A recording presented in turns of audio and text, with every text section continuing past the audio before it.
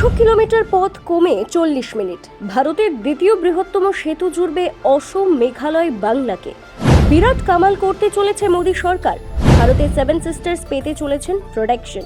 শত্রুপক্ষ এবার চোখ তুলে তাকাতেও পারবে না।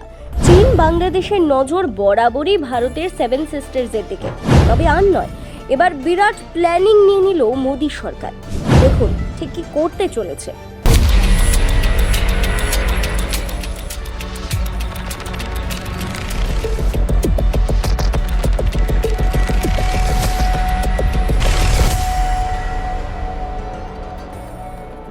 ভারতের অবকাঠামোগত উন্নয়ন এত দ্রুত গতিতে এগিয়ে চলেছে যে কেবল ভারতীয়রাই নয়, সমগ্র বিশ্ব অবাক। হাইওয়ে, এক্সপ্রেসওয়ে, মেট্রো, রেলপথ, বুলেট ট্রেন, ফ্লাইওভার এবং সেতু নির্মাণে একের পর এক মাইলফলক অর্জন করছে ভারত। তবে এখানেই শেষ নয়, এই তালিকায় আরও একটি নাম যুক্ত হতে চলেছে। তা হলো দেশের প্রশস্ত এবং গভীরতম নদীর ওপর সেতু নির্মাণ। তৈরি হচ্ছে ফুলবাড়ি ধুবড়ি ব্রিজ। সকলেই জানেন যে গঙ্গা দেশের দীর্ঘতম নদী, কিন্তু আপনি কি জানেন যে ব্রহ্মপুত্রকে দেশের প্রশস্ত এবং গভীরতম নদী হিসেবে বিবেচনা করা হয়? এই নদীর গড় গভীরতা 38 মিটার।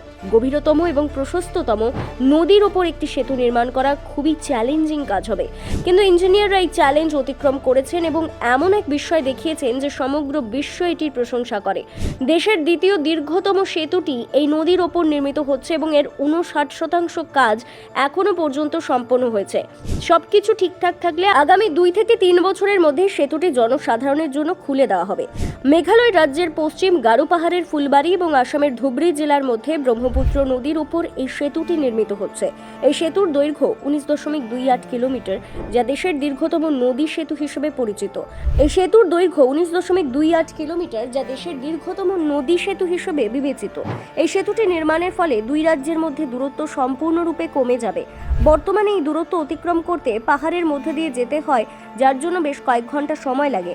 লারসেন অ্যান্ড ট্রুবো কোম্পানি এটি নির্মাণ করেছে। এই সেতুটি 6 লেনের তৈরি হচ্ছে, যার মধ্যে 4টি লেন যানবাহন চলাচলের জন্য উন্মুক্ত করা হবে এবং 2টি লেন যে কোনো জরুরি অবস্থার জন্য সংরক্ষিত রাখা হবে। সেতুটির নির্মাণ কাজ 2021 সালের ডিসেম্বরে শুরু হয়েছিল এবং এটি 2028 সালের সেপ্টেম্বরে সম্পূর্ণ করার লক্ষ্যমাত্রা নির্ধারণ করা হয়েছে। 19 কিলোমিটারের মধ্যে এখনো পর্যন্ত প্রায় 12 কিলোমিটার কাজ সম্পন্ন হয়েছে। এই সেতুটি সম্পূর্ণরূপে পিলারের উপর নির্মিত হচ্ছে। এই প্রকল্পটি সম্পন্ন করার জন্য প্রায় 3500 শ্রমিক নিযুক্ত করা হয়েছে।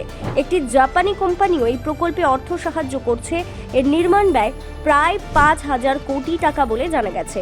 ধুবড়ি এবং ফুলবাড়ির মধ্যে সেতু নির্মাণ সম্পন্ন হওয়ার পর আসাম এবং মেঘালয়ের মধ্যে দূরত্ব 250 কিলোমিটার থেকে কমে মাত্র 20 কিলোমিটারে নেমে আসবে। বর্তমানে এই দূরত্ব অতিক্রম করতে 4 থেকে 5 ঘন্টা সময় লাগে, কিন্তু সেতু নির্মাণের পর এই দূরত্ব মাত্র 20 মিনিটে অতিক্রম করা যাবে। শুধু আসাম, মেঘালয় নয়, সিকিম ও উত্তরবঙ্গকেও জুড়বে এই ব্রিজ। প্রসঙ্গত উল্লেখ্য, গম্ভীরা সেতুটি ভদোদারা এবং আনন্দ জেলার মধ্যে সংযোগ স্থাপনকারী একটি গুরুত্বপূর্ণ সেতু ছিল। জানা যায় সেতুটি প্রায় 4 দশক পুরনো ছিল এবং এর একটি অংশ ভেঙে পড়ে।